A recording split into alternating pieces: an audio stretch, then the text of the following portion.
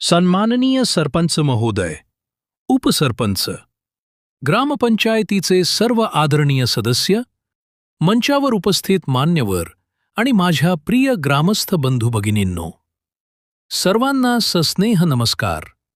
मी लखन गणेश कुरील, आरोग्य सहाय्यक प्राथमिक आरोग्य केंद्र दौलताबाद, आज या ग्रामसभेत उभा राहून एका अत्यंत महत्त्वाच्या, जिव्हाळ्याच्या आणि आपल्या सर्वांच्या भविष्याला स्पर्श करणाऱ्या विषयावर बोलण्यासाठी उभा आहे.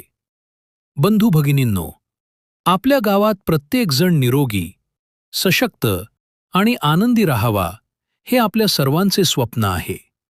आजारी पडलो की दवाखान्यात जाऊन उपचार घेतो. पण खरा प्रश्न आहे, आजारी पडूच नये असा विचार करायचा का? याच विचारातून महाराष्ट्र शासनाने 1 एप्रिल 2026 पासून राज्यभरात एका जोरदार अभियानाची सुरुवात केली आहे. माझं गाव, आरोग्य संपन्न गाव. हे केवळ एक अभियान नाही, तर आपल्या गावाची ओळख बदलणारे, आपल्या पिढ्यांचे आरोग्य उंचावणारे एक मोठे आंदोलन आहे. राष्ट्रसंत तुकडोजी महाराजांच्या ग्रामगीतेत आणि संत गाडगेबाबांच्या स्वच्छता अभियानात जे सांगितले, तेच आज शासन आपल्या हातात देत आहे. गावाचे आरोग्य ही केवळ दवाखान्याची बाब नाही, तर आपल्या जीवनशैलीची, स्वच्छतेची आणि एकत्रित प्रयत्नांची बाब आहे. या अभियानाचे 4 मजबूत स्तंभ. 1. स्वच्छता आणि पर्यावरण आरोग्य. आपले गाव पूर्णपणे हागणदारीमुक्त, कचरामुक्त आणि धूरमुक्त व्हावे. ओला सुका कचरा वेगळा करा, उघड्यावर जाळू नका. गावात स्मृतिवन, पंचवटीसारखे हरित क्षेत्र वाढवा. उज्ज्वला योजनेचा लाभ घ्या. चुली कमी करा.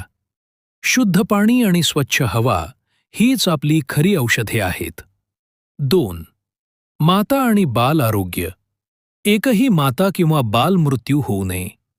गरोदर मातांची लवकर नोंदणी, 4 तपासण्या, शासकीय रुग्णालयात 100% प्रसूती, बाळांचे पूर्ण लसीकरण आणि कुपोषणमुक्त गाव हे आपले उद्दिष्ट आहे. आपल्या आई-बहिणी आणि मुलांमुलींसाठी हे सर्वात मोठे योगदान असेल. 3. आजारांवर नियंत्रण आणि नियमित तपासणी. आज मधुमेह, उच्च रक्तदाब, कर्करोग, टीबी, डेंग्यूसारखे आजार वाढत आहेत. 30 वर्षांवरील प्रत्येक व्यक्तीची आरोग्य तपासणी स्क्रीनिंग करू. डास निर्मूलन, व्यायाम, योगासने, संतुलित आहार आणि तंबाखू दारूसारख्या व्यसनांपासून मुक्ती हे आपण गावागावात राबवू. 4. सामाजिक आरोग्य आणि समानता. मुलगा-मुलगी भेदभाव संपवा. स्त्री भ्रूणहत्या थांबवा. मुलींना शिक्षण आणि संरक्षण द्या. हिंसाचारमुक्त, समानतेचे गाव घडवा. ग्रामस्थांनो, हे अभियान यशस्वी करण्यासाठी शासन एकटे पुरेसे नाही. आपली जनभागीदारी हाच या अभियानाचा आत्मा आहे. जेव्हा आपण सर्वजण एकत्र येऊन छोट्या छोट्या सवयी बदलू, सकाळी चालणे, स्वच्छता राखणे, नियमित तपासणी घेणे, तेव्हा गाव स्वतःच आरोग्य संपन्न होईल. आणि सर्वात आनंदाची बातमी, जे गाव या अभियानात उत्कृष्ट कामगिरी करेल, त्याला शासनाकडून भरघोस पुरस्कार मिळणार आहेत. जिल्हा स्तरावर प्रथम 25 लाख, द्वितीय 20 लाख, तृतीय 15 लाख रुपये. विभाग स्तरावर प्रथम 1 कोटी, द्वितीय 75 लाख, तृतीय 50 लाख रुपये. राज्य स्तरावर प्रथम 5 कोटी, द्वितीय 3 कोटी, तृतीय 2 कोटी रुपये. हा निधी गावाच्या स्वच्छता, पाणी पुरवठा आणि आरोग्य सुविधांसाठीच वापरला जाईल. म्हणजे आरोग्य सुधारला तर गावाचा विकास आपोआप होईल. आज या ग्रामसभेत आपण सर्वांनी मिळून ठराव मंजूर करूया की आपले गाव या अभियानात सक्रिय सहभागी होईल. आजच आरोग्य संपन्न गाव कृती समितीची स्थापना करूया. प्रत्येक कुटुंब, प्रत्येक व्यक्ती या मोहिमेत सहभागी होईल.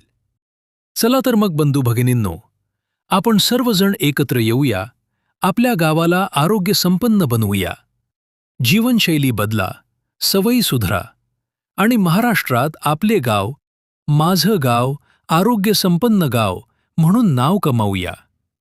स्वतःसाठी चांगले आरोग्य हेच सर्वांत मोठे बक्षीस आहे. आपल्या सर्वांच्या सहकार्याची अपेक्षा बाळगतो. इतके बोलून मी माझे भाषण संपवतो. धन्यवाद. जय हिंद, जय महाराष्ट्र. निरोगी राहो माझे गाव.